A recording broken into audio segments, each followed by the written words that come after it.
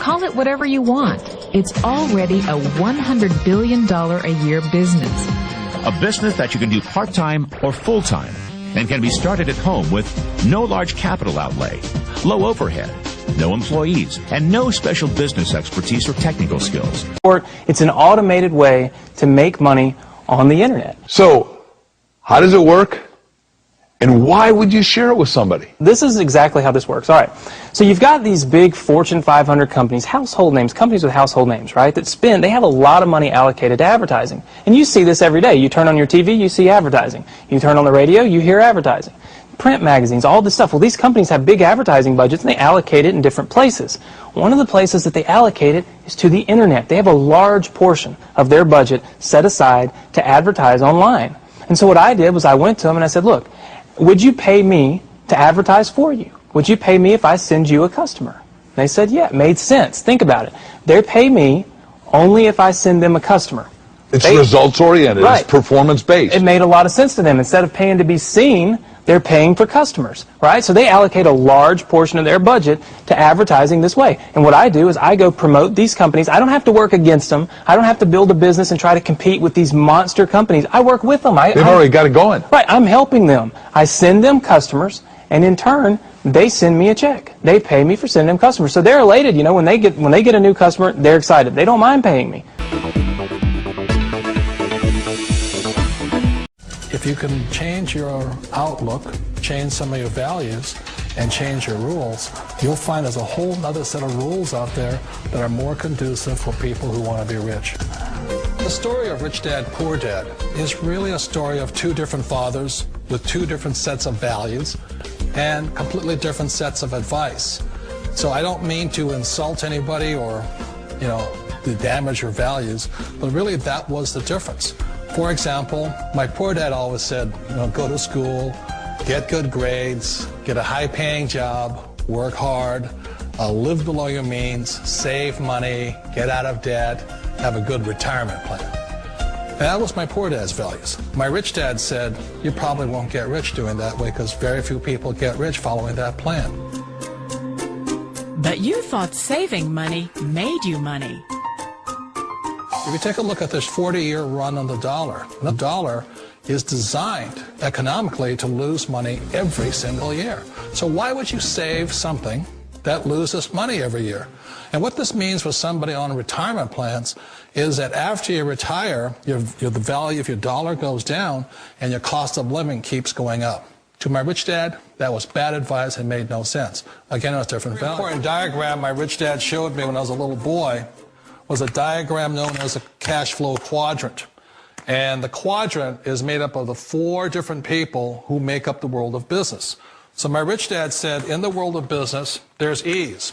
And E's stand for employees. An employee, he says, you can always tell who they are by their core values. And what the employee, whether the president or the janitor of the company, will always say the same words. The words are, I'm looking for a safe, secure job with benefits.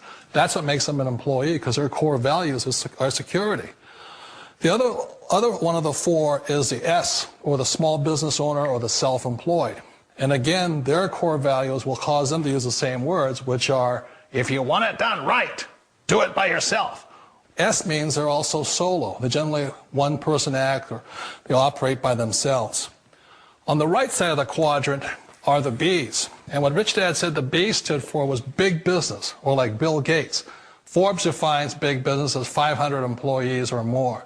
And their words are different. They say, I'm looking for a good system, a good network, and the smartest people I know to help run my business. So they're unlike the S. They don't want to run the company by themselves. They want smart people to run their companies for them. And then the fourth of the quadrant is the I, and I stands for investor. These are people who have money work hard for them. These people are people who have people work hard for them. And these are the people that work hard for the rich here. So early on in my life, it was my poor dad who always said to me, Robert, go to school and get a high-paying job. And so my poor dad's core value was to be an employee. He wanted job security, promotions, a steady paycheck, and all this. And so it was my rich dad who said to me, he says, Robert, if you really want to be rich, learned to build businesses. It made more sense to him to work hard to build a business, something you owned and something you could pass on for generation to generation to your kids. Whereas my poor dad said work hard, but my rich dad said, why would you work hard for something you'll never own and you can get fired from right away? Again, that was the difference in values. So my rich dad suggested I learn how to be a business owner and learn how to be an investor. And that's one of the big differences. On this side of the quadrant, these people here work for security. They work for money also. On this side over here, their key value that they want is they want freedom.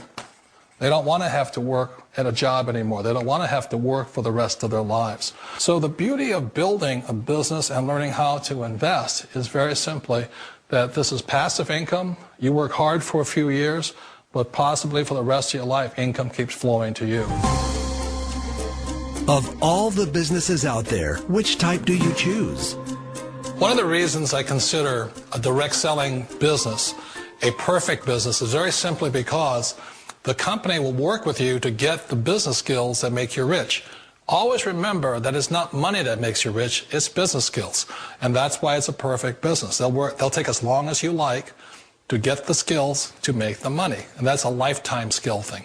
The other part about it is the low startup cost. You know, where else can you get in for under $500 and get these skills? For people who want to make the shift over to the B quadrant, which is what I would recommend for people, one of the beauties of a network marketing company is that you can do that for a very low price. And that's why I talk to people about considering network marketing. If you're to build a Microsoft, it would take you hundreds of millions of dollars. But a network marketing company allows you to start at a very low rate. They'll be patient with you. They'll take their time to transition over here. And the reason why that time is so important to most people is it takes time to change those values. And the most important thing is once you take the time, let's say it takes 1 year, 2 years, 5 years, whatever time it takes, once you see the value or the core values of this side and this side, you're unstoppable. Today, I would never go back and get a job. Why should I? I'd rather stay on this side, build companies, pay less taxes, and make more money. But the key is a person needs to change the values from my poor dad to the values of my rich dad. And that's one of the beauties of network marketing companies. They allow you the time, and at very low cost, they'll work with you to make that transition over there. The number one asset a person can build is build a business. That is the smartest thing you can do. Years ago, I decided not to follow the corporate ladder simply because, again, it was values. You know, my poor dad always said, go to school and get a high-paying job with the government or a big corporation. But my rich dad said, why would you work so hard at something you'll never own? You can't sell your job. You can't pass it on to your kids. So to me, it never made any sense. It made more sense to build my own business and hire other people. The other reason is that you really don't have much control if you're in the corporate ladder world. For example, you can get fired at any time.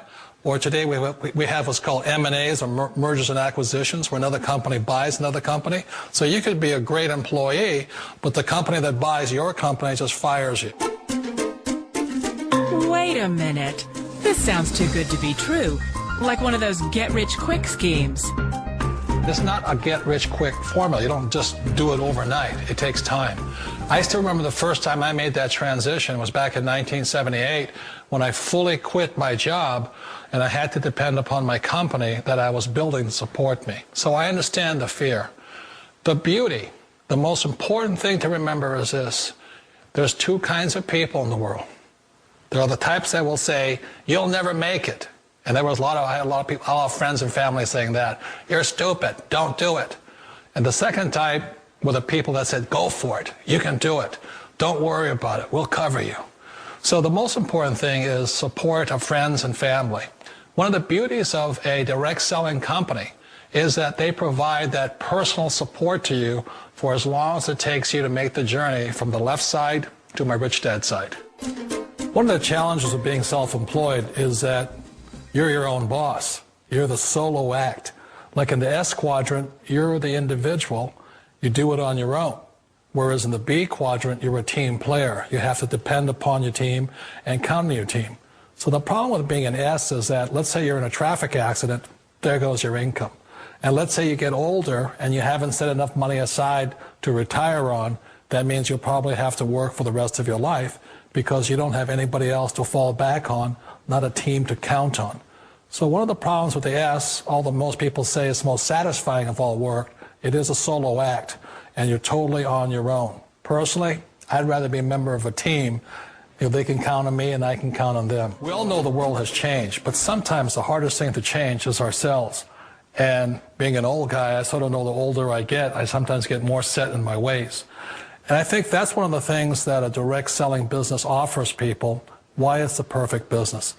They allow you to take your time to make the mental, emotional, and physical changes required to move from the left side to the rich dad side. I think that's a big thing. It's a very gracious, it's a very elegant way, it's a patient way of supporting you in making the changes of your life. So please remember, change always creates upset, but sometimes we all know we have to make those changes. And if you know it's time for you to make that change, then the perfect business may be a direct selling business for you.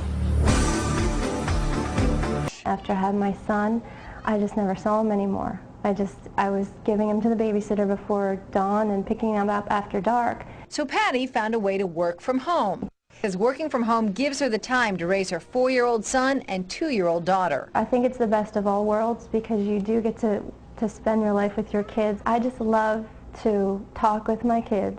I love to see them develop. Advice for other moms who want to get into a work-at-home business? Research and just take a look and keep your mind open to find a different opportunity.